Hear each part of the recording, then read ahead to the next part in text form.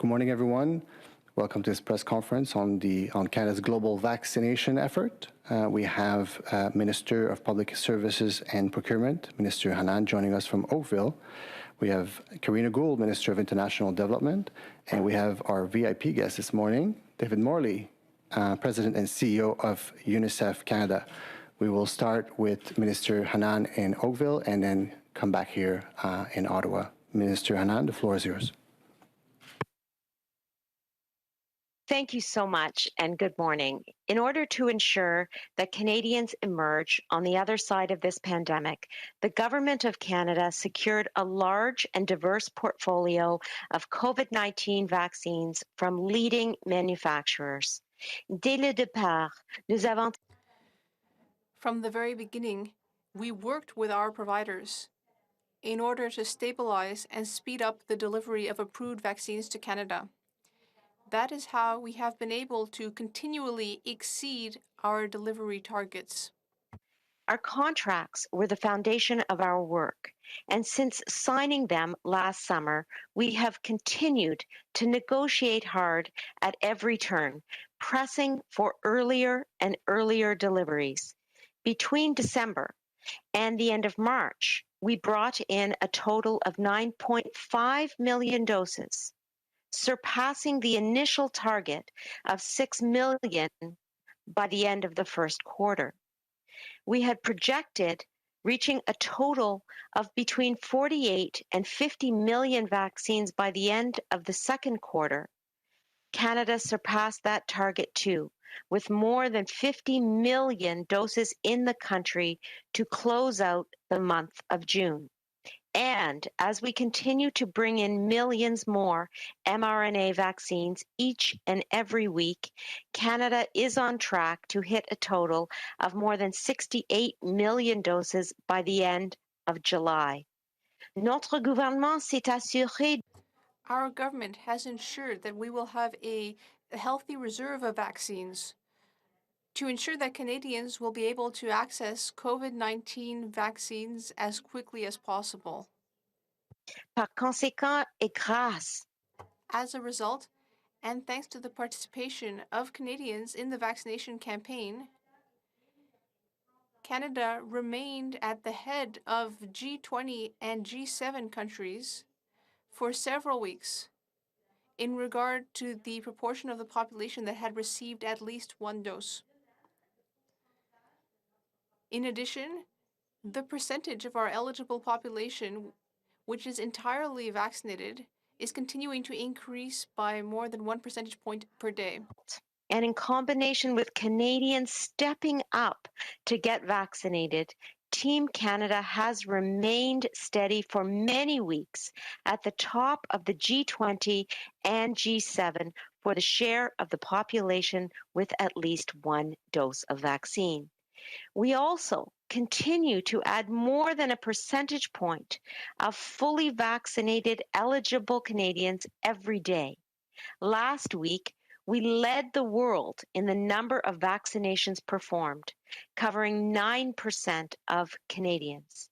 Specifically, nearly 55 million doses have been delivered to Canada to date, with over 42 million doses administered across the country. That means 79% of eligible Canadians have received at least one dose, and 49% are now fully vaccinated. This is incredible. With the significant deliveries over the past months, the federal government is now holding a surplus of close to 3 million vaccines on behalf of the provinces at their request. This reserve is in addition to the vaccines that are already distributed to the provinces and territories. To put it plainly, the vaccines are here, and they're here in the millions. If you have not already done so, I encourage everyone who is eligible to get vaccinated as soon as possible. In fact, I will be joining the Prime Minister to meet with volunteers from This Is Our Shot later today. They are doing incredible work to support Canadians to get vaccinated in order to bring an end to this pandemic.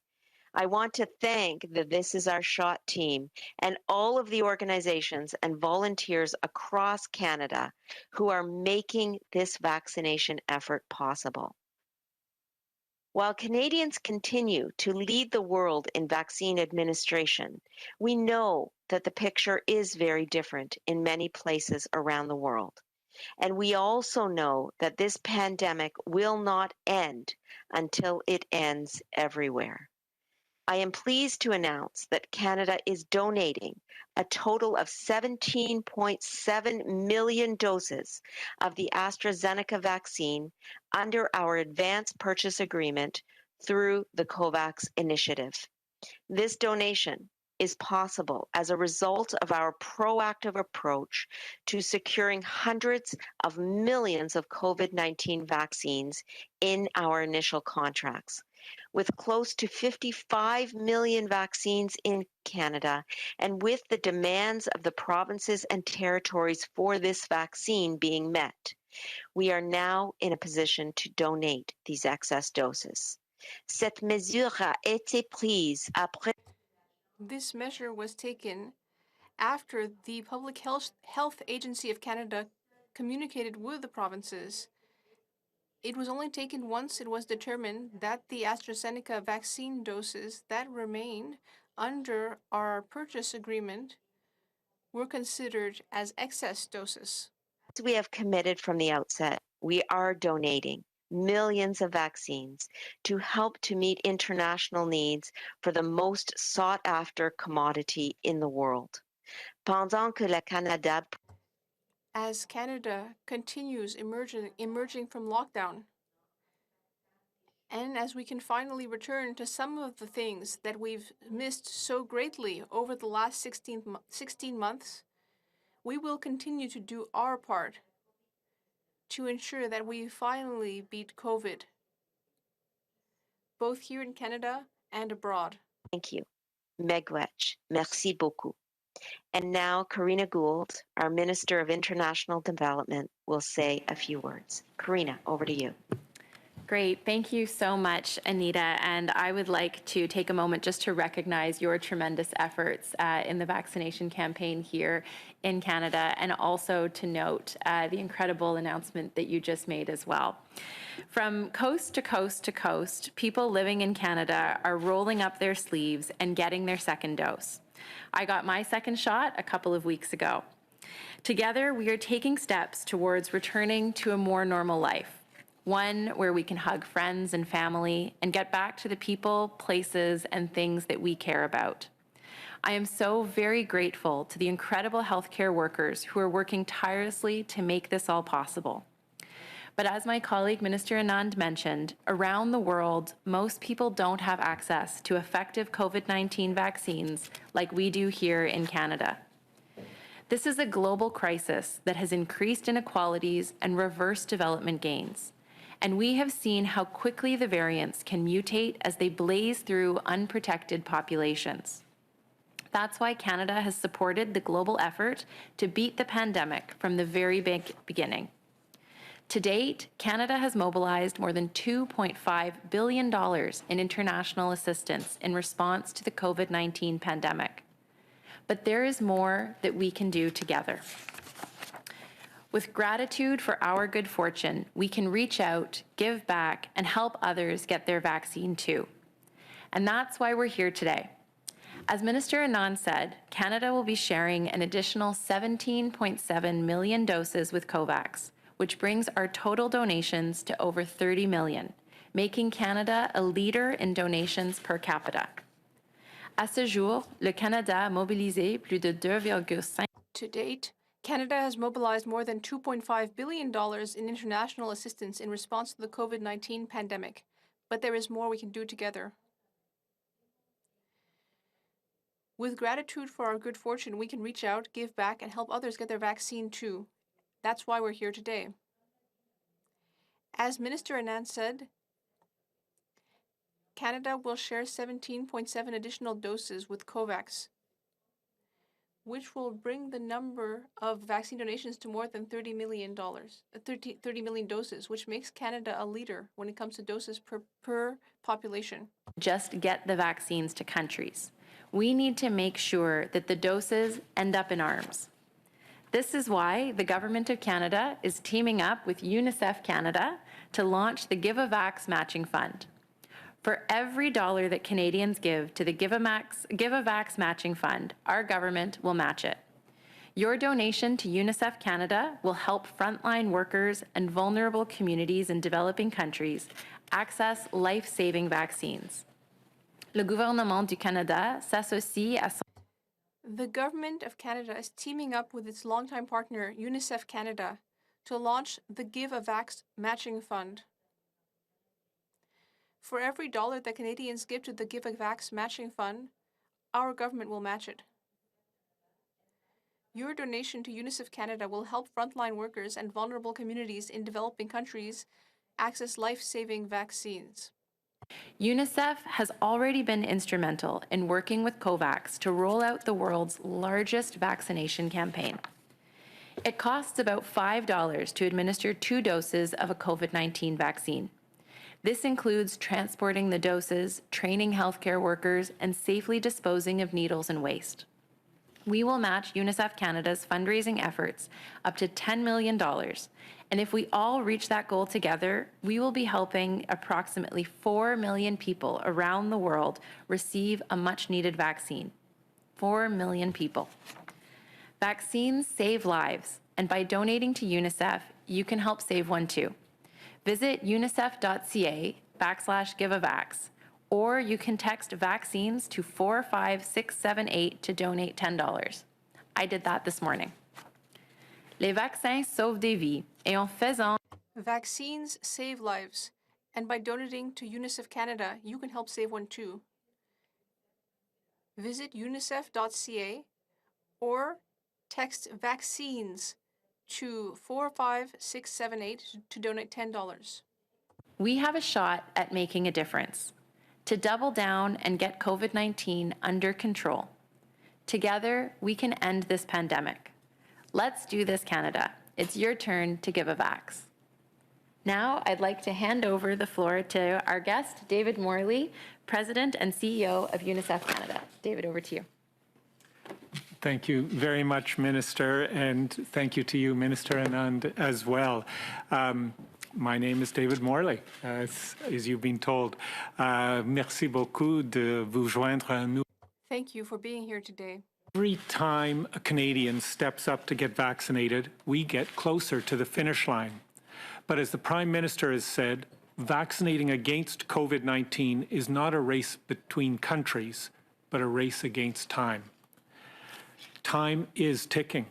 The longer the pandemic goes on, the more intense its impact on children.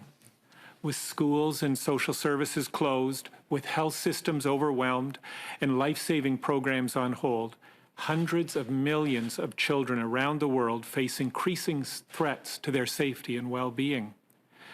COVID-19 is much more than a health crisis. It's a child rights crisis. And getting more vaccines into people's arms is critical to resuming life-saving programs for children and protecting us all from future variants that could prolong this emergency. As Canadians, we've witnessed firsthand the devastating effect the pandemic has had on our families, our friends, our communities, and children.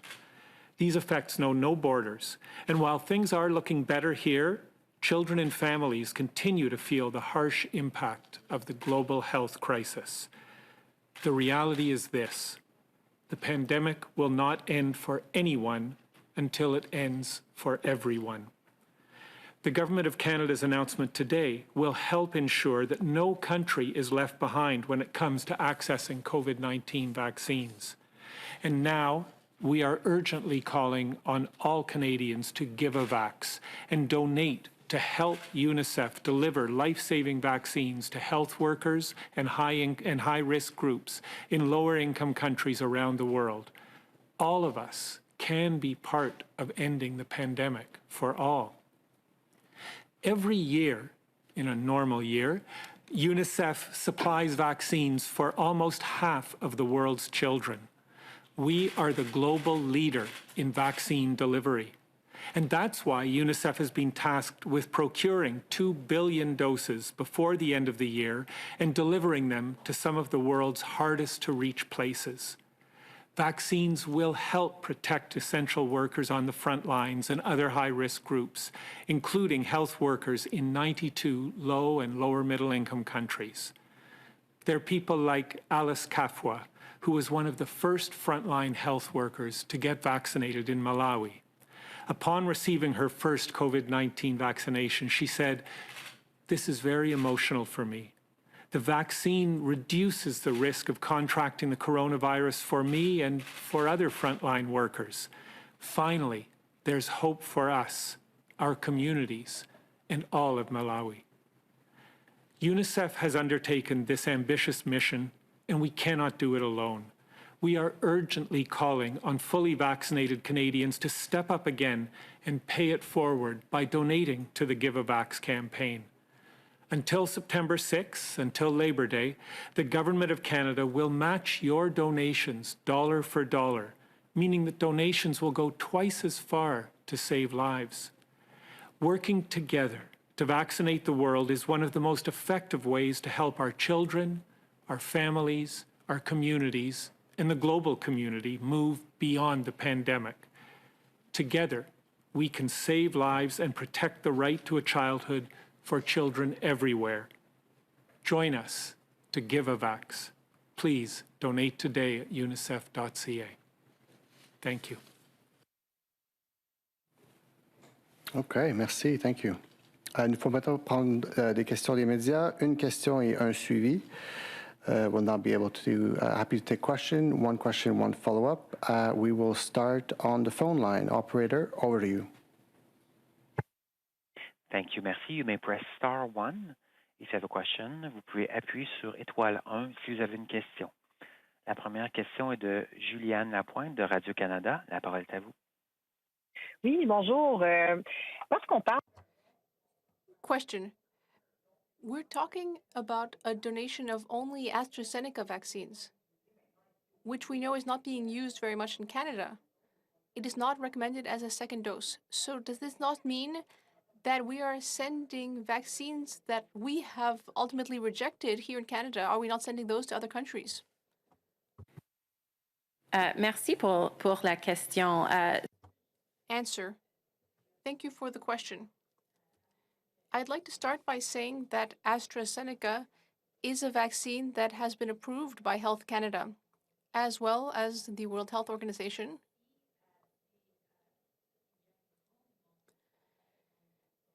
Additionally, there is high demand around the world for AstraZeneca. Several countries have received COVAX doses and have given AstraZeneca first doses. And they're asking for more AstraZeneca to be able to give second doses.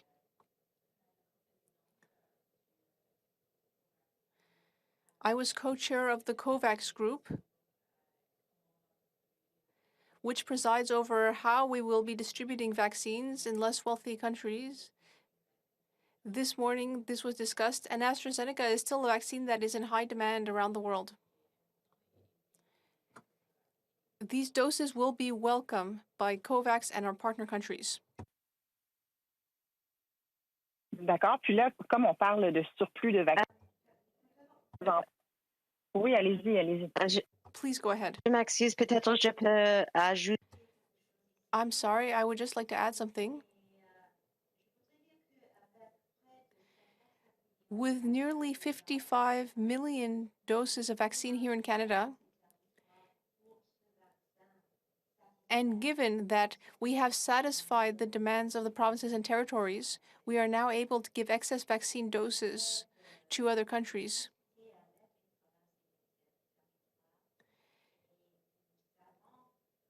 This was after discussions with the provinces and territories, and we know that we have already met their needs.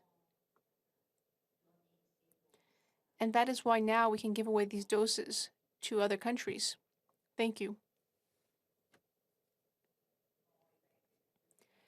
Question. That brings me to my next question. We're talking about a vaccine surplus in Canada. I'm wondering where we're at when it comes to planning for a third dose. When do we think Canadians might have to get a third dose?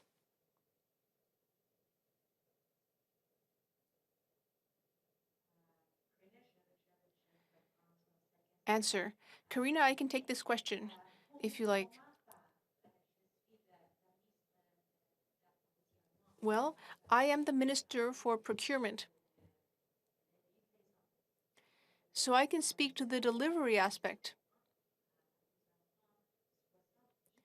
We know that we will have 68 million doses here by the end of July.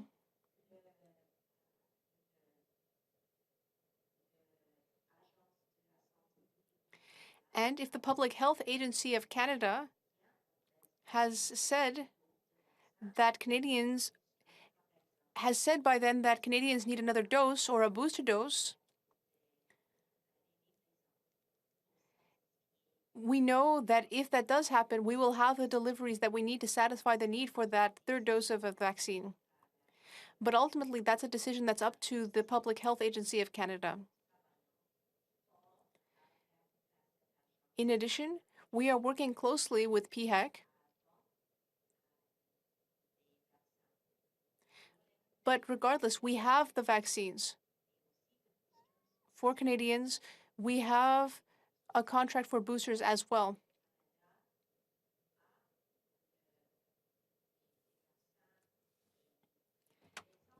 Canada has the vaccines, the vaccine supply for this year and for years to come for Canadians. Merci. In English, please, Minister Anand. Thank you.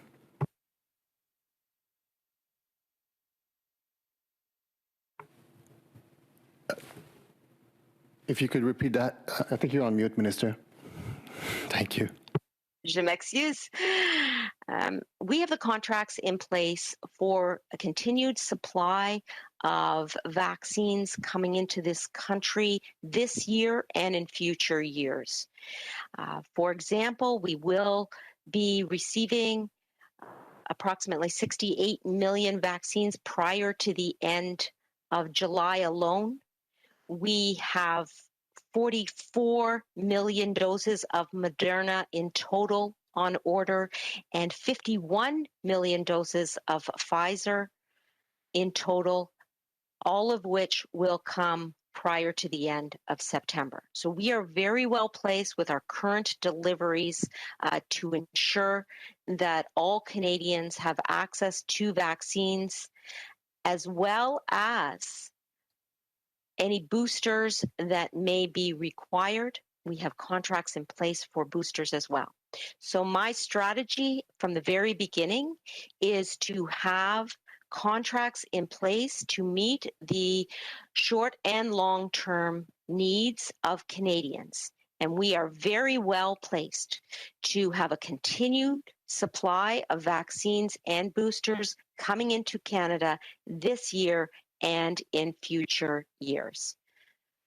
Thank you. Operator, next question. Thank you. Thank you, merci. The next question is from Marika Walsh from the Globe and Mail. Please go ahead. Good morning, ministers. My first question, I think, goes to Minister Anand, but happy for Minister Gould to also weigh in.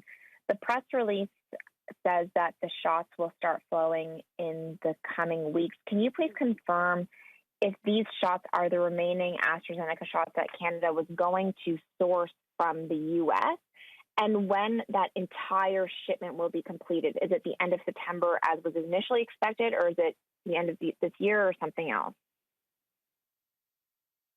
Okay, I will start, Marieka, and I'll hand it over to Minister Gould in case she has anything to add.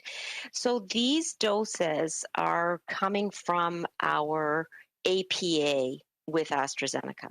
And as you know, under that APA, we have secured a total of 20 million doses to be sourced from the United States. So the answer to your question is yes. These 17.7 million doses that we are donating are coming from the bilateral advance purchase agreement where the production is to occur in the United States.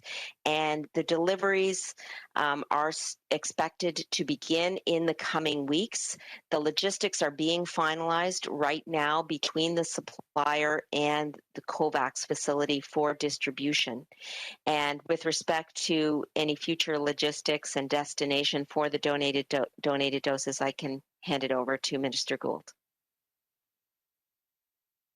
Yeah, certainly. So, I think Minister Anand covered it quite well.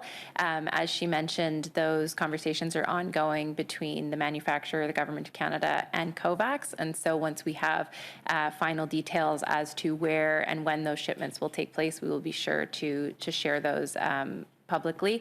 But at this point, those conversations are ongoing. And my understanding is that as shipments become available, they will be distributed. Okay, thank you so much for those answers. I want to ask as well about comments from the director of the Africa Centre for Disease Control and Prevention. He highlighted specifically Canada's decision to keep the border closed to unvaccinated travelers as a decision that will further exacerbate inequities and make it harder to win the global fight against COVID-19. I'm just hoping you guys can respond to that. Well, I guess it's really more of a question for our colleagues, but I think Canada is taking a very cautious approach when it comes to opening the border. I think it is really important for us as Canadians, as Minister Anand mentioned in her opening remarks. Canadians have been really stepping up in incredible ways to get their vaccines, and vaccination in conjunction with the public health measures that have been put in place over the past 16 months means that we've been able to really suppress the virus within Canada. And I think that we want to ensure that we're doing everything we can to protect the Canadian population. But that being said, this is why today's announcement with the 17.7 million additional AstraZeneca doses is so important, in addition to the funds that we've already provided to COVAX as well as to the global fight against COVID, the matching fund, to really ensure that we are doing all that we can as Canadians to fight and end this pandemic everywhere around the world.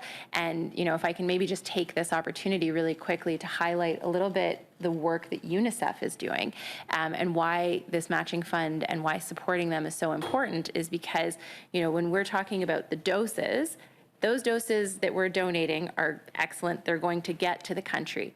But the support that Canadians and we will be providing to UNICEF will mean that those doses will land on the tarmac, but then they will go all the way from the tarmac right to somebody's arm. And it's supporting those logistics. We're fortunate here in Canada.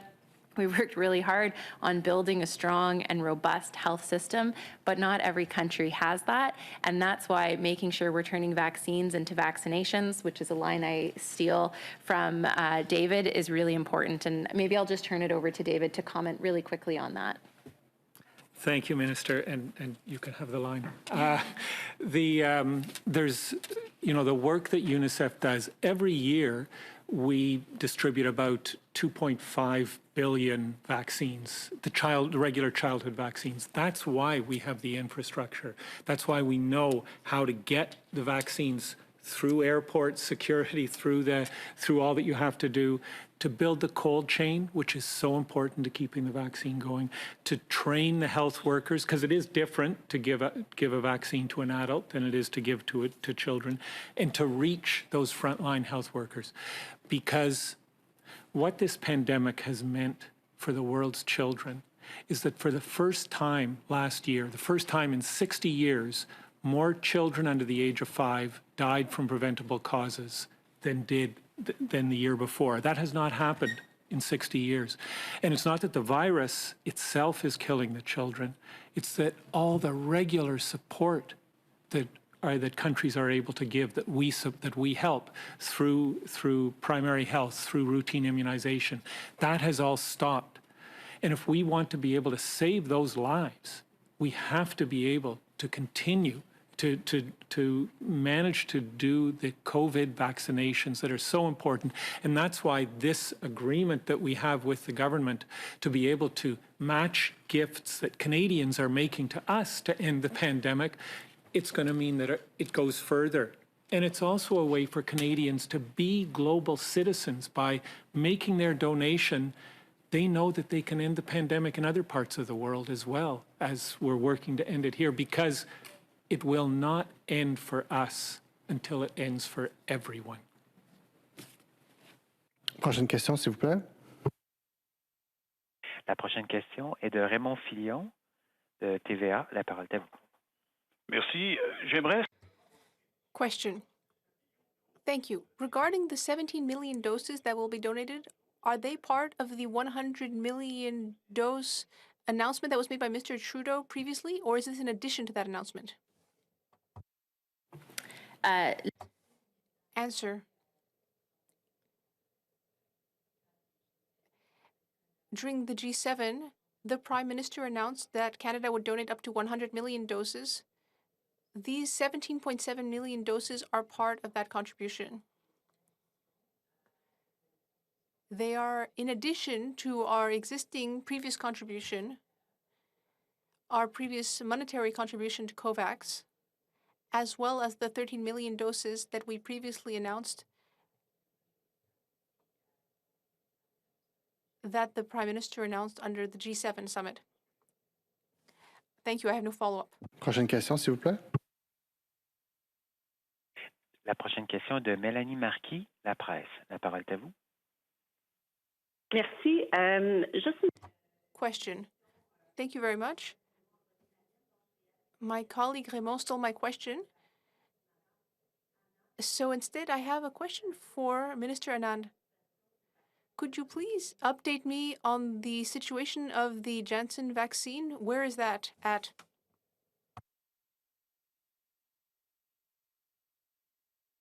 Bien sûr, et bonjour. Answer. Thank you. Hello, Melanie. I understand that that engagement continues between the provinces and territories and PHAC regarding this vaccine.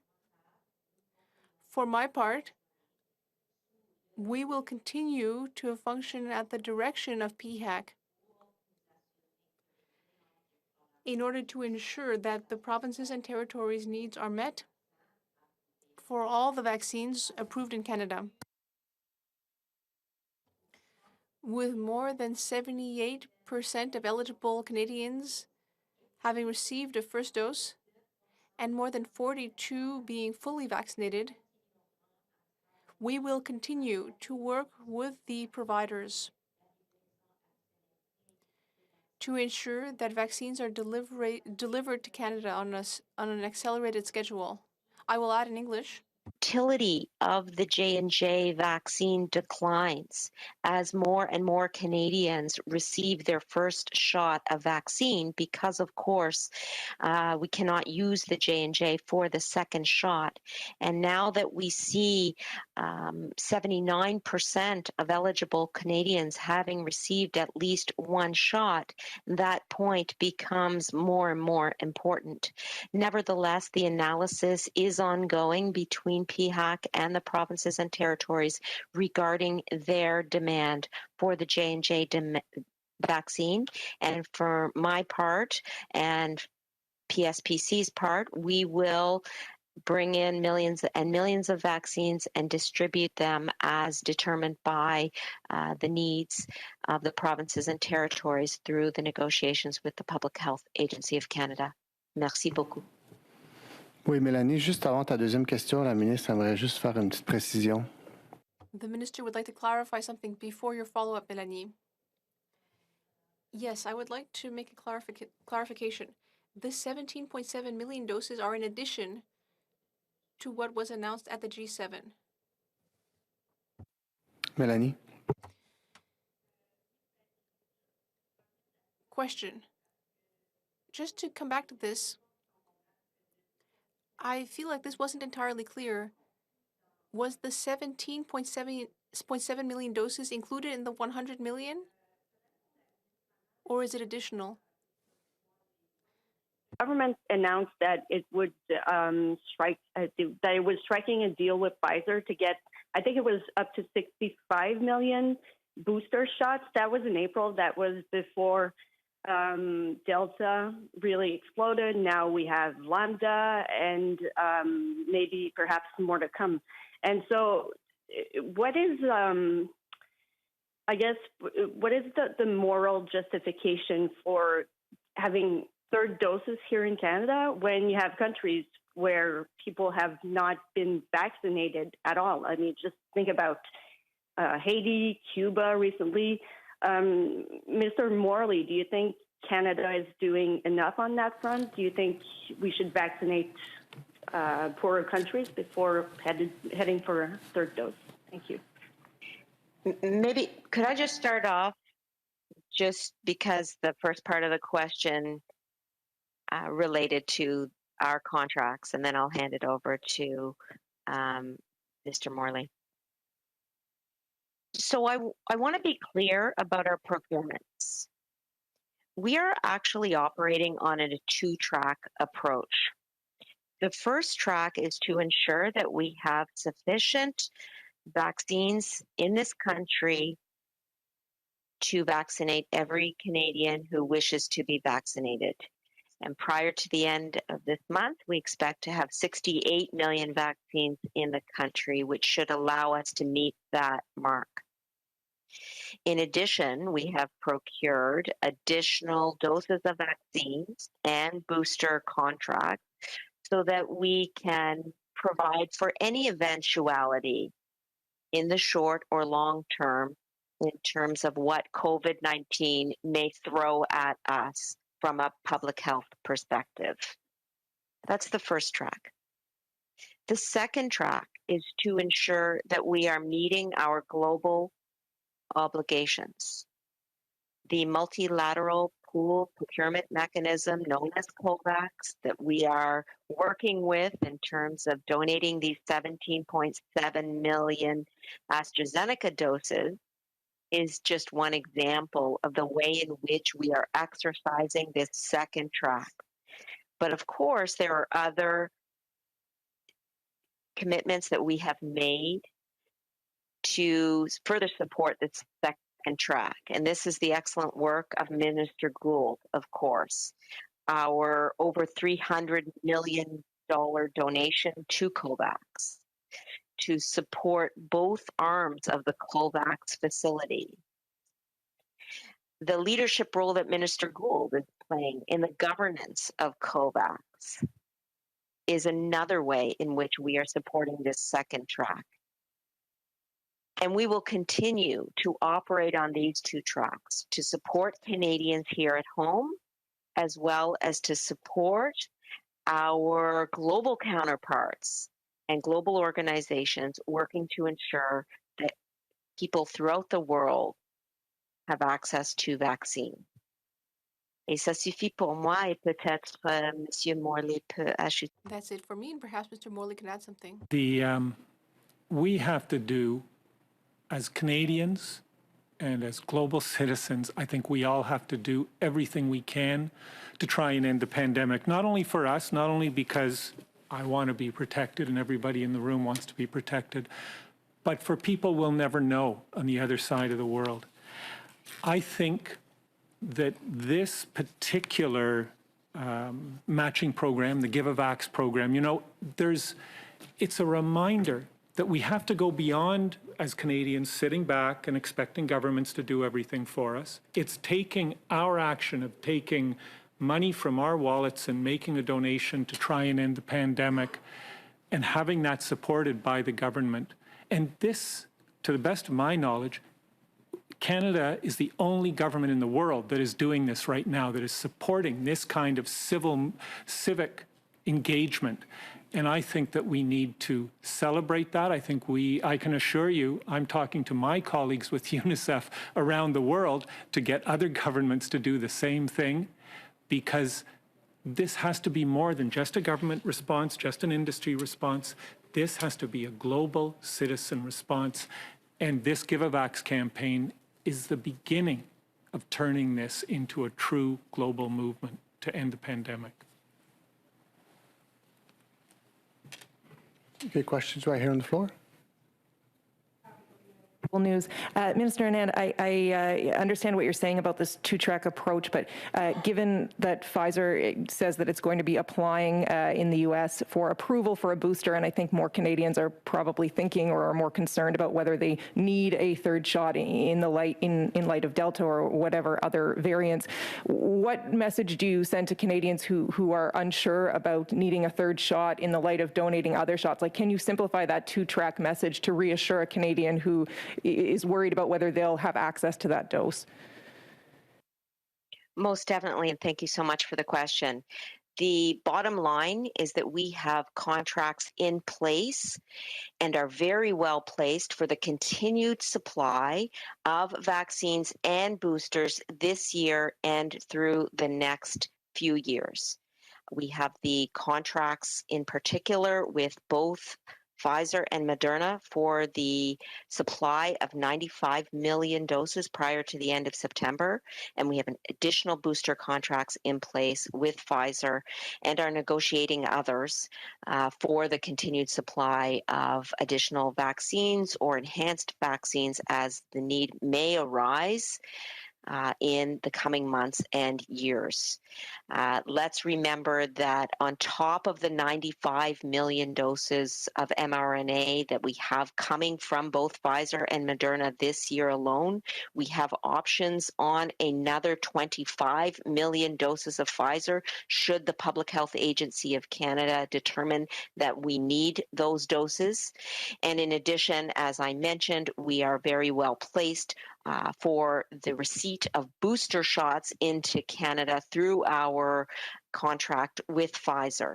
And so we will continue to ensure that Canadians have access to both vaccines, boosters, and whatever else is needed. We were one of the first countries to sign with Pfizer for vaccines last summer and to sign with Moderna last summer. And we were one of the first countries to sign with Pfizer for the continued provision of boosters and any enhanced vaccine that they bring to market through the next years. So the bottom line is we are very well placed for a continued supply of vaccines and boosters into Canada. Thank you. Maybe I can just add to that in the sense that, Minister Anand has done such a phenomenal job procuring vaccines for Canadians, and the AstraZeneca vaccines that we're talking about would be used as first and second doses. And so these are not booster vaccines. These are vaccines that are going to be used for initial doses in other parts of the world. And I think that as Canadians, we're watching what's happening in other countries, and we're seeing particularly, how the Delta and the Lambda variants and potential other variants of concern are arising. And one of the best ways that we can help fight those variants and new variants from emerging is by vaccinating people right around the world. So with greater vaccine coverage in the world, there's a much greater reduction in the emergence of variants of concern. So it's both the right thing to do morally, but it's also the right thing to do from a public health perspective. Thank you. And on that question of a booster still, I understand neither of you are the health minister, but I'm hoping that you can weigh in because the White House has been pretty clear across the government that now is not the time for Americans to be getting a booster. What is the Canadian government's message on whether a third Pfizer shot or a booster shot is necessary at this point in time? Well, I will start, and if Karina has anything to add, she feel free to do so. But as you know, my role is to bring vaccines into Canada by the millions, and I follow the advice of the Public Health Agency of Canada as well as the Vaccine Task Force in terms of what supply is needed for Canada. And we have secured a supply of vaccines for Canadians to meet any potential future needs in terms of our contracts for delivery of vaccines this year. We will bring in 95 million doses of mRNA vaccines alone prior to the end of September.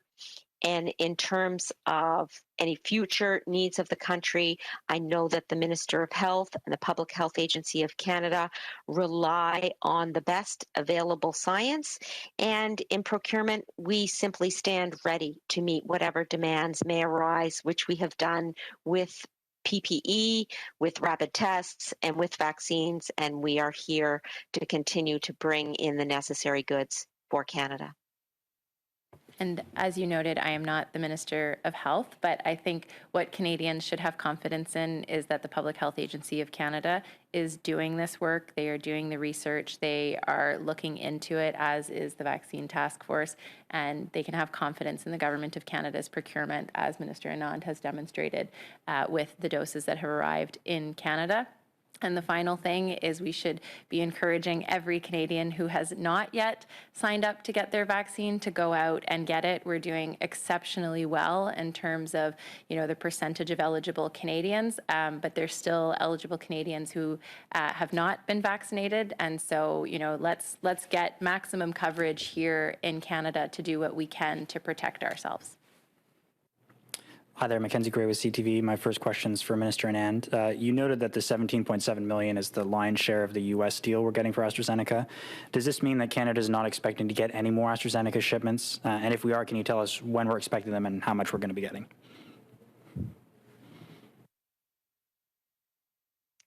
Most definitely. Hi, Mackenzie. The decision to donate was made after we heard from the provinces and territories that the demands for AstraZeneca vaccines within their jurisdictions had been met. So we are making sure that we are meeting demand here at home for vaccine prior to making the decision to donate the 17.7 million doses. And so that is the modus operandi thus far, and we will continue to make sure that we are operating on this two-track approach, meeting the needs of Canadians while also fulfilling and hopefully exceeding our moral commitment to the developing world, as we are doing today with the 17.7 million dose announcement, and as we've continued to try to do throughout the pandemic through our participation in COVAX and through the financial commitment of over $300 million that we have made to COVAX. Thank you. My follow-up question, Mr. Gould, I know you noted that AstraZeneca is approved by Health Canada, but NACI has come out and said that Moderna and Pfizer are preferred. People have died after taking AstraZeneca. Many provinces have stopped giving AstraZeneca out. And Minister Anand, you mentioned that we're sitting on a 3 million dose surplus. So why isn't Canada giving up some of its Pfizer and Moderna vaccines, considering we're getting a million over the coming weeks? And Minister Anand, are we not giving our Pfizer and Moderna up because the contracts say that we cannot donate those vaccines to COVAX? So I can start perhaps in just saying that, as I mentioned earlier, AstraZeneca is still very much highly in demand around the world. There are 100 million vaccines that have been distributed by COVAX already, many of which, the vast majority, in fact, were AstraZeneca vaccines. And so now many countries who have distributed and gotten those shots in arms are looking for their second dose of AstraZeneca, and there is a very big demand for it. And so these 17.7 million doses of AstraZeneca will be very welcome by the COVAX facility, as well as the countries that are receiving those doses, because they're looking for them. The other point that I would make is that we're seeing huge increases in COVID-19 in many areas around the world. As I was mentioning this morning, I was co-chairing the COVAX governance group for developing countries. And we're seeing a 17% increase in the Africa region. I think they said a 33% increase in the Eastern Mediterranean. But pretty much every area of the developing world is seeing an increase in COVID-19. And so they are looking to get as many effective, approved vaccines as possible to, administer to deal with this new wave of COVID-19 vaccines. So AstraZeneca is approved by Health Canada, it's approved by the WHO, it's effective, and countries have a big appetite for it. And just in terms of the reserve that I mentioned in my remarks, please note that that is not a surplus that Canadians don't need. The reserve consists of doses that the provinces have asked us to hold on to moving forward due to the volume of deliveries over the last number of weeks. And so we expect that we will be delivering those vaccines to the provinces and territories when they are ready to administer them. We are just holding them for the provinces and territories. They are not a surplus. Thank you. If I may add also on the logistics, right? Because we're huge. UNICEF is huge on the logistics. That the logistics around AstraZeneca are I don't want to say easier, but they're more straightforward. You don't have the ultra cold that you have to have for Pfizer and the very cold, the almost ultra cold you need for Moderna. So that, for instance, we've spent the last number of years working with governments in West Africa to make an ultra cold chain for the Ebola vaccine. But there are many countries that don't use the Ebola vaccine, so they don't have the ultra cold chain in place. So it just means for us, we're going to be involved in the procuring of what's approved by the WHO. AstraZeneca is, Pfizer is there. I mean, that's Moderna. That's how we work with. But we have to, as the distributors, we have to take into account what's the logistical and the cold chain like as well. So that's just a point to add. Over. Last question for today. Yes, David Thurton, CBC News. Minister Anand, if you could just kind of go back to maybe my colleague's question, are there any restrictions when it comes to donating surplus doses of Pfizer or Moderna, those vaccines? Is there any restrictions about donating those? Well, thanks so much. We are in discussions with all of the suppliers relating to this particular point. And of course, we are moving the 17.7 million doses of AstraZeneca today because we were able to satisfy ourselves that A, it was permitted under the contract, and B, that those doses wouldn't be used here in Canada. As I said, we're operating on this two-track approach to make sure that we are fulfilling the needs of Canadians as well as the provisions that would be needed by developing countries, and we'll continue to operate in this manner. Thank you. And just totally on a different topic, this is just coming over the wires from Reuters. The World Health Organization's chief scientist on Monday advised against people mixing and matching COVID-19 vaccines from different manufacturers. He says it's a dangerous trend since there was little data available about the health impact. And the story goes on. So this news just broke over the wire. So I'm just curious, Minister Anand, Minister Gould, I mean, you're ministers of the Crown. Do you have any reaction to this? Does this impact in any way how we procure vaccines, how we distribute vaccines, whether we're going to hold vaccines in place for people who might need to, I don't know, you got a Moderna and then you got something else, but you need to get a Moderna again because the science says you need to get it or whatever. Can we just get your reaction to that? Sure. As the Minister of Procurement, my role is to continue to bring in millions and millions of doses of multiple vaccines from our diversified portfolio of vaccines into the country. That's exactly what I'm doing and what I have been doing with my department at PSPC. In terms of the dose regimens and the recommendations, those are decisions that are at the end of the day made by the provinces and territories who are responsible constitutionally for the administration of healthcare in their individual jurisdictions. For our part at the federal government, we will continue to follow the science and we will continue to bring in vaccines so that there is sufficient supply regardless of what the recommendations are from the scientists. We want to always be there to support the provinces and territories in the administration of the vaccine, in their vaccine campaigns. And so we will be there as a government and from procurement in order to do that. And I personally have had a mixed vaccine schedule, received Pfizer in the first instance and Moderna in the second instance. And my whole family actually is had multiple different types of vaccines. And I will just say that we have done so based on the science and will continue to follow the science and the recommendations of the province of Ontario, where we reside, as well as the guidance that's coming out from other bodies. Thank you.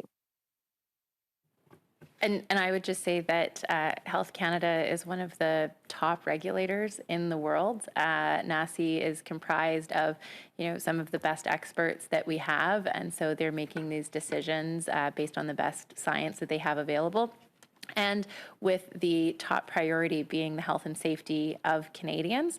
And I can say that I was actually participating at a ACT-A facilitation group meeting on behalf of Canada and as part of the governance structure. And, they actually were praising Canada's strategy for having wide first dose coverage, as well as the results that they were getting from the studies that were being done in terms of the mixing of, the vaccines. And so certainly what I've heard has been very, very positive, but I think we always need to ask these questions of Health Canada and NACI, who are the ones that are making these recommendations. But I think we can all have a lot of confidence that they're doing it with our best interests and with the health and safety of Canadians top of mind. Okay, thank you very much. Excuse me. Lee Berthium from the Canadian Press. I wanted to ask Minister Anand, you mentioned the stockpile several times.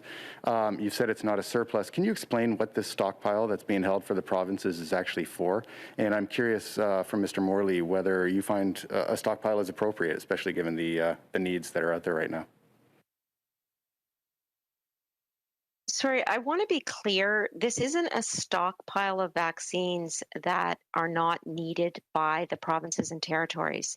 Basically, the provinces and territories have been inundated with vaccines because of our accelerated vaccine deliveries, and they are asking the federal government to hold the vaccines until they can house them in their individual jurisdictions. So once again, this is not a surplus. We are simply working with the provinces and territories to deliver vaccines on a schedule that they can accommodate in terms of the individual logistic and storage facilities in the individual provinces and territories. I'll refer you back to Brigadier General Brody's remarks from last Thursday, where she also explained this point. Thank you. I think, there have been issues around procurement and about production. For me, a really good piece of news was that in South Korea, there's going to be some new production that's going to be happening of the vaccines. That's just been licensed. So for us right now at UNICEF, what we need is financial support to be able to buy what's getting produced, to be able to buy the syringes, to be able to get the air freight, getting everything through.